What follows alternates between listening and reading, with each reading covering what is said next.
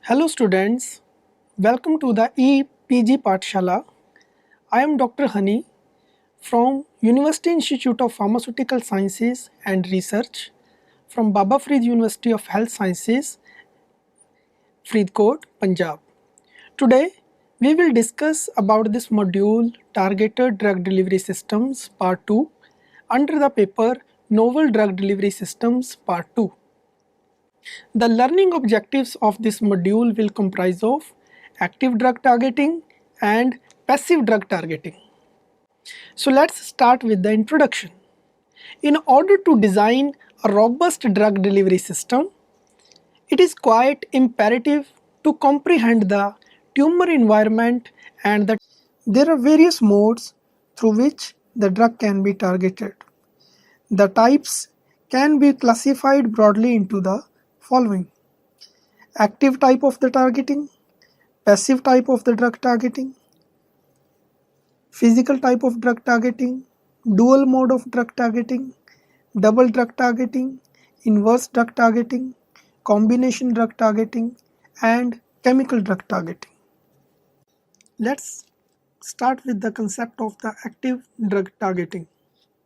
The term active targeting has a flavor of guiding a drug or a drug carrier to a targeted site like a cruise missile does. Currently, the drug delivery systems do not have the ability to guide themselves to reach a specific target. Active targeting is basically a specific interaction between the drug or drug carrier and the targeted cell with the help of a specific ligand receptor interactions. Generally, a ligand or an antibody is incorporated for active targeting against a specific surface receptor. For example, epidermal growth factor receptor known as EGFR, transferrin receptor TFR, and folate receptors FR. These receptors or the antigens, they are usually overexpressed on the different malignant cancer cells. So ligand receptor interactions, they are possible only when the two components, that is the ligand as well as the receptor of the targeted cell surface, they are conformally fit with each other at a particular area or the close proximity of a less than 0.5 nanometer. In this particular figure, you can see a nanoparticle in which the receptor of the targeted cell where the drug has to be reached, there is an interaction between the ligand as well as the receptor. So this particular ligand receptor mechanism is the principle of active drug targeting. So students, let's start with the active drug targeting. The active drug targeting is basically a ligand receptor interaction mechanism which only takes place in a close proximity of 0.5 nanometer. Conventionally, the drug delivery systems reach to the targeted site as a result of. In this particular slide, we will discuss the various ligands which are used for the active drug targeting. The examples of some of the ligands which are used for active drug targeting are as follows: antibodies and their fragments. The example of such antibodies is the Fab and scFv. Antibodies and their fragments, they are extracted and designed through biochemical and genetic recombinant techniques.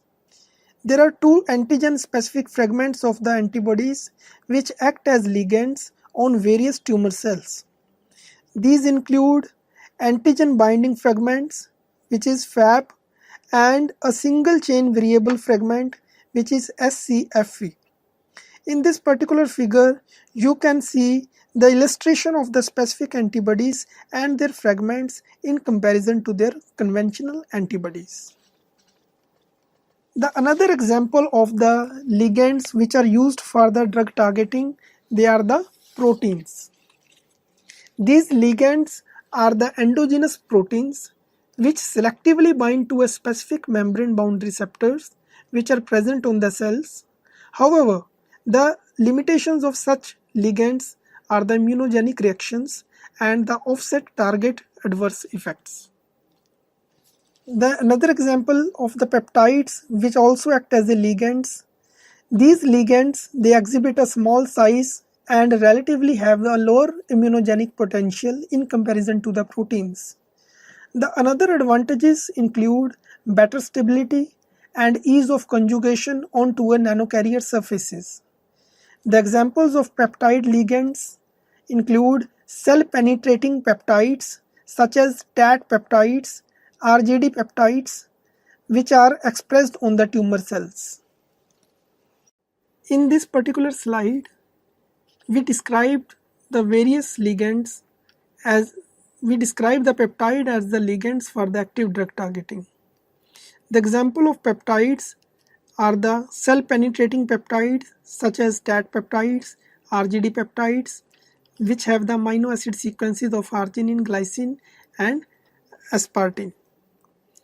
So in this figure, you can see the overview of the carrier ligand interaction between a receptor and the penetration of the peptide into the cell.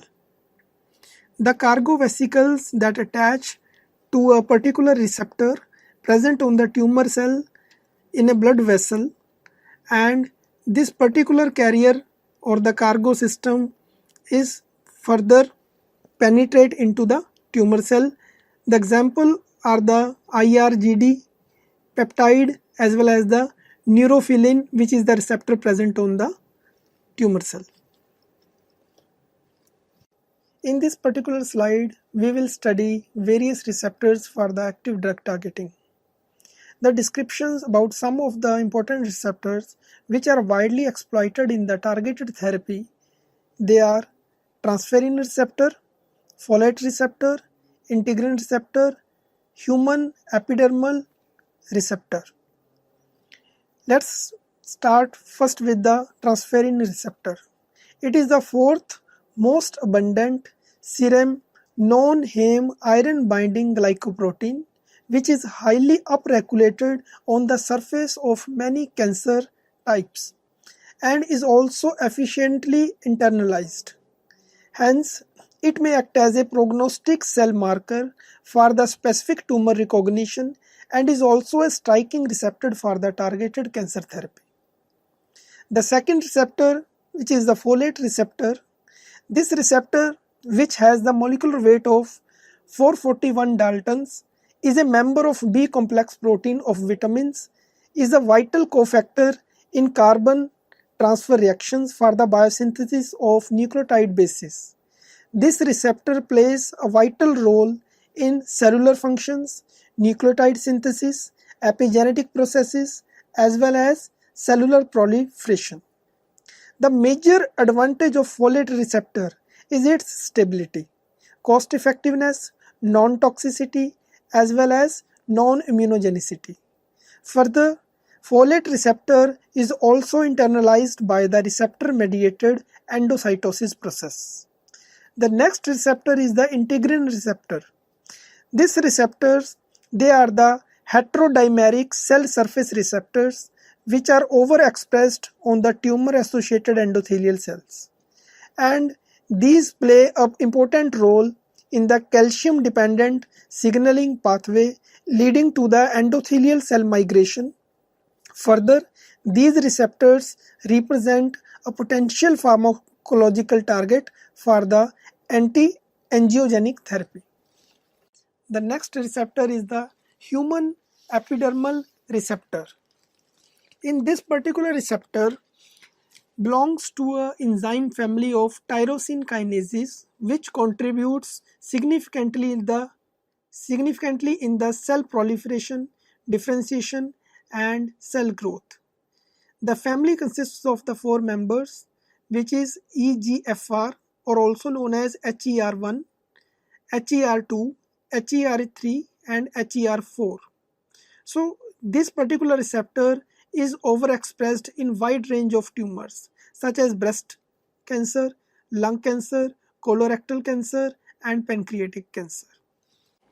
So students, today I am going to tell you a successful story of the most promising actively targeted nanoformulation, which is codenamed as BIND014. Docetaxel loaded nanoparticles by conjugating with SS235 amino 1 carboxypentyl uridopentoic acid, which is also known as ACUPA, were actively targeted to a prostate specific membrane antigen, also known as PSMA. The targeted system based on this particular antigen, which is ACUPA, a prostate cancer specific imaging agent, resulted in the various commercial products based on the active drug targeting.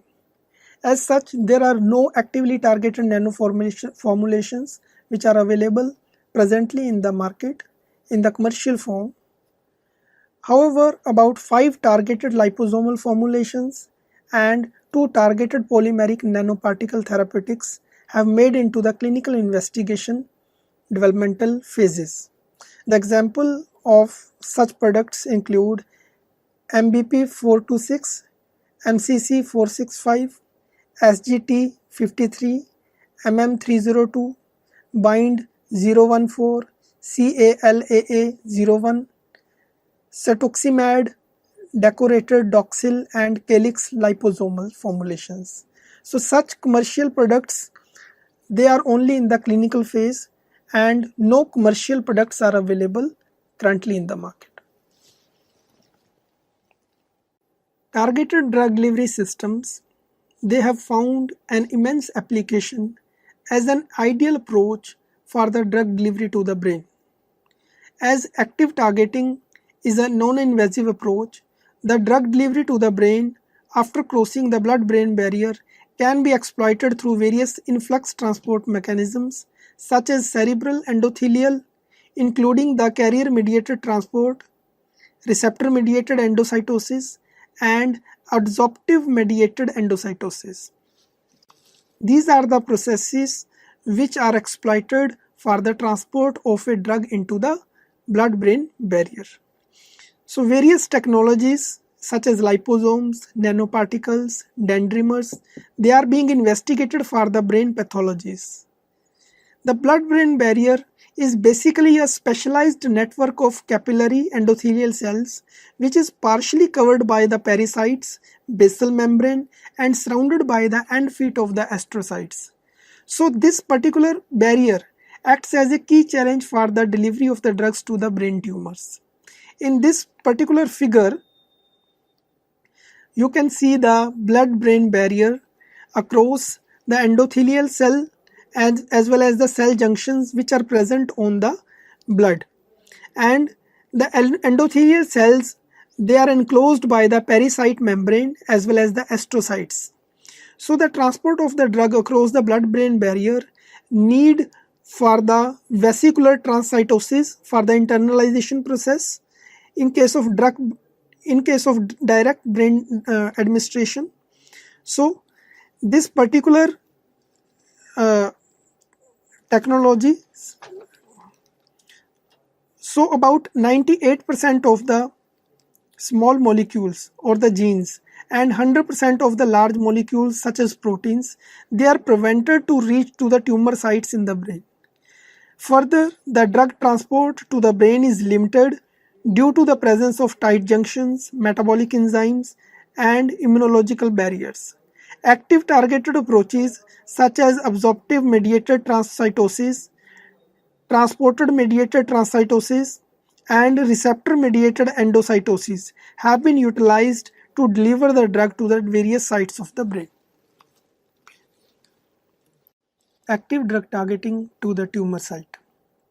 The preference of the active mode of drug targeting over the passive targeting is due to high affinity of the ligands toward the receptors on the tumor cell which are overexpressed in comparison to normal tissues. The surface chemistry of the nanocarriers will decide the target recognition and binding to the cell through ligand-receptor interaction mechanism. Further, the efficiency of the active drug targeting also depends on the homogeneous expression of the receptors, which further lead to internalization of the nanocarriers via receptor-mediated endocytosis. In this particular slide, we will present a case study of doxorubicin targeting using a cyclodextrin-based nanoparticle system. In this system, a strong affinity towards the folate receptor has been presented. The hydrophilic folic acid conjugated cyclodextrin complex was designed, and the doxorubicin entrapped adamantane complexes, they were further conjugated with the folic acid based cyclodextrin complex using a mixed solvent precipitation method. It was observed that the drug was delivered to the cancer cells specifically than the non-cancerous tissue, and the targeting of the drug was found to be 8-fold increased to the specific target site via the receptor mediated endocytosis. So this particular study showed a promising case of the active drug targeting via the ligand receptor mechanism as shown in this particular figure. So students, we will discuss about the passive drug targeting, which is also known as spontaneous drug targeting. Passive drug targeting is defined as a mechanism to augment the target versus non-target ratio of the delivered drugs by minimizing non-specific interactions with the non-target cells without the influence of energy. The passive approaches which are targeted to the system.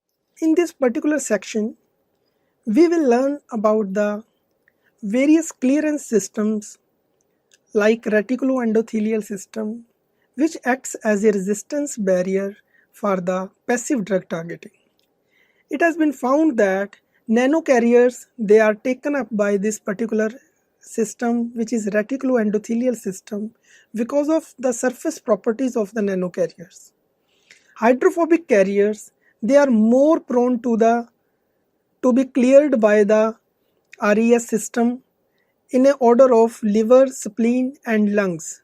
That is, liver is the major site in which RES clears the hydrophobic carriers in comparison to spleen and lungs. Further, the high circulation time and specific targeting as well as the size of the nanosystem should be within the 100 nanometer for the nanocarriers. The carrier systems should also be equipped with the stealth properties by using the polymeric coatings, which are hydrophilic based coatings made up of polyethylene glycols, poloxamines and poloxamers. Enhanced permeation and retention effect, also known as EPR effect. EPR effect is a phenomenon due to its unique anatomical and pathophysiological characteristics of the tissues. For example, majority of the solid tumors, they show a high vascular density or hypervasculature, or also known as angiogenesis.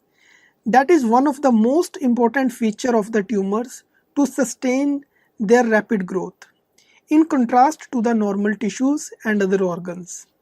It is a pertinent fact that under certain pathological states like tumors, infarcts, inflammations, or the permeability of the vascular endothelial increases, then the tissue or the tumor become leaky and contributes to the passive accumulation of the drug or drug nanocarriers. This particular effect is also known as EPR effect. Large amount of the preclinical and clinical studies have highlighted the EPR effect as a complex association of various processes such as angiogenesis, vascular permeability, hemodynamic regulation, genetic heterogeneity among the tumors, and lymphoangiogenesis and heterogeneous tumor microenvironment. In this particular image, you can see that a tumor site in which the internalization of the nanoparticle occur through the receptor-mediated endocytosis via active targeting. While in case of passive targeting, the endothelial cells, they freely move in the systemic circulation and they get accumulated and diffuse at a particular site in the tumor tissue because of the leaky and highly permeable vasculature of the tumors. The basic mechanism of the EPR based strategy also shows that the pore size of the blood vessels in the healthy tissues is about 2 to 6 nanometer. Whereas in case of tumor tissues, the pore size of the blood vessels increases from 100 nanometer to 780 nanometer. Hence, the size of the drug particle which has to be chosen for the targeted system should be in accordance with this particular range according to the EPR mechanism. The application of the EPR based strategy for designing of the tumor targeted approaches, it is observed that the EPR based strategies requires the macromolecular drugs to have a longer circulation half-life and a sufficient effective pharmacodynamic level. This slide shows the techniques for the augmentation of EPR effect. In order to improve the design of EPR based tumor targeting strategy, that is the macromolecular therapy, various novel targeted systems have been developed through polymer modification. This modification leads to 10 to 200 times higher concentration in the tumor than that of normal tissues, such as skin, muscle, heart, kidney, and after systemic administration. The surface of the drug or the drug nanocarriers, they are functionalized using a water-soluble polymers with a well-solvated and flexible main chain such as polyethylene glycol (PEG) or styrene malic acid (SMA), N2-hydroxypropyl methacrylamide (HPMA). In this particular figure, you can see a pegylated molecule which acts as a nanocarrier, and the pegylation has been carried out onto the surface of a nanosystem which helps in the enhancement of tumor concentration through EPR mechanism. Indicates the process of pegylation.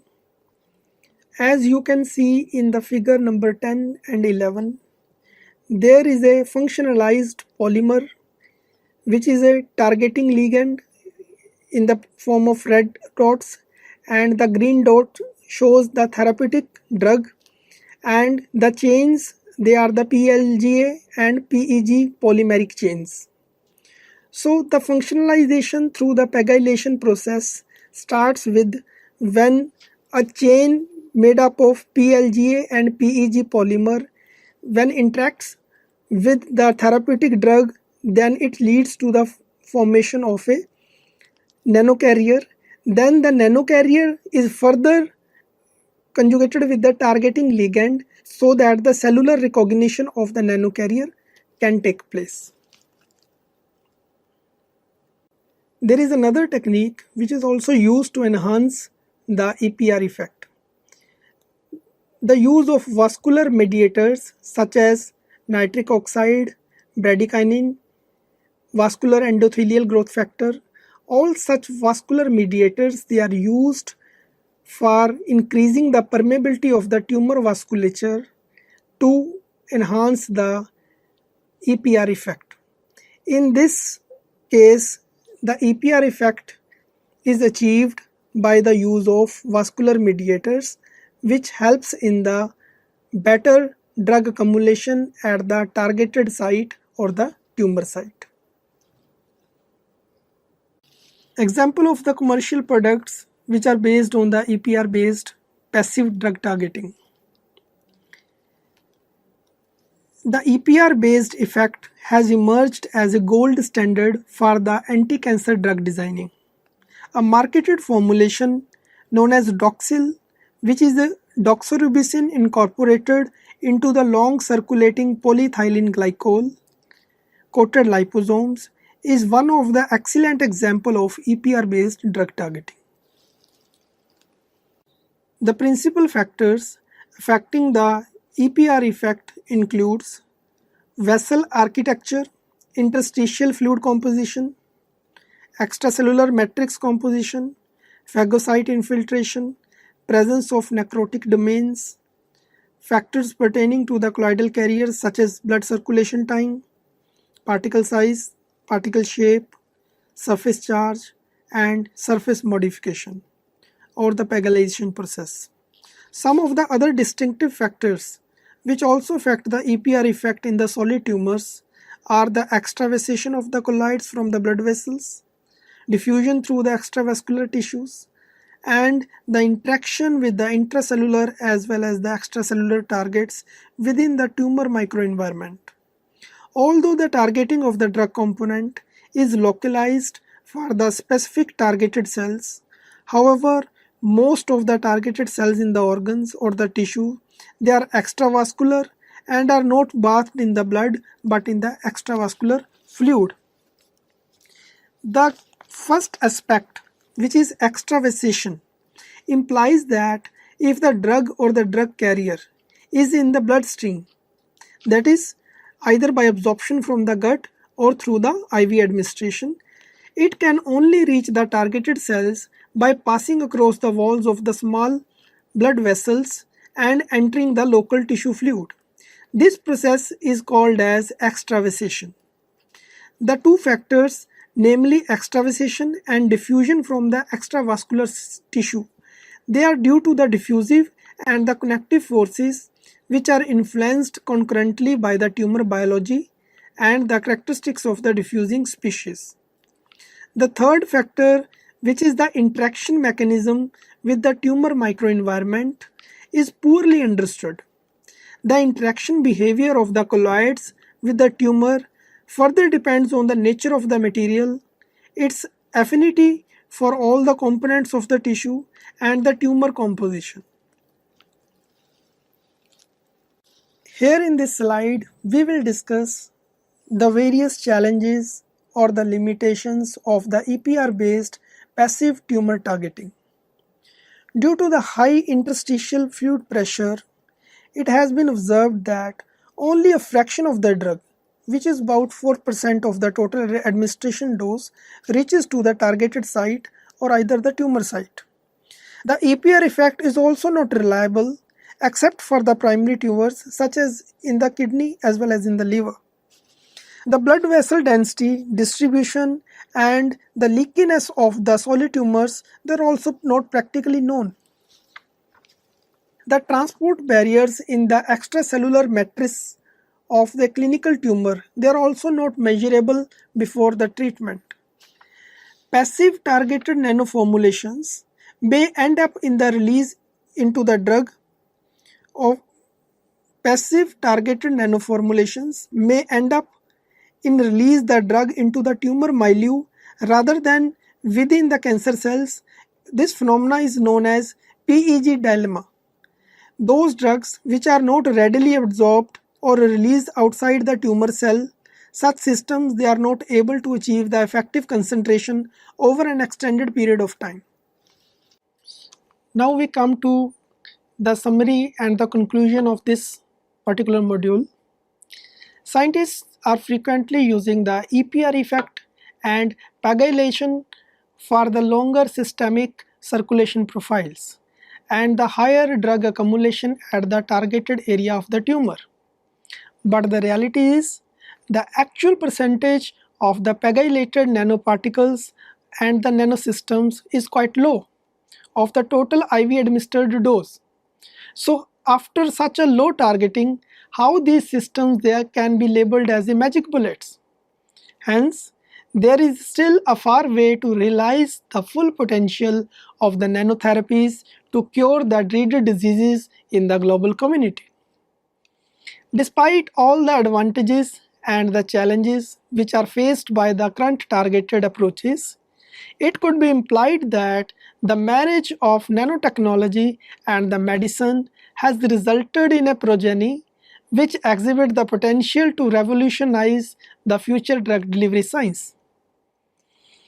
So, there is an imperative requisite to optimize the integration of the nanomaterials into the drug delivery system on the basis of the standard metrics and the protocols. The designing of the nanotherapies should be based on a well-documented aspects of the biomedical field and the surface chemistry of the nanomaterials. With the emergence of the nanomedicine, a new area is also impacting the outcomes of the drug delivery, which is nanotoxicology by the biomaterials. In the light of these facts, the challenges posed by the nanomedicine should be given prior importance rather than searching for the new strategies for a drug delivery approach. Thank you.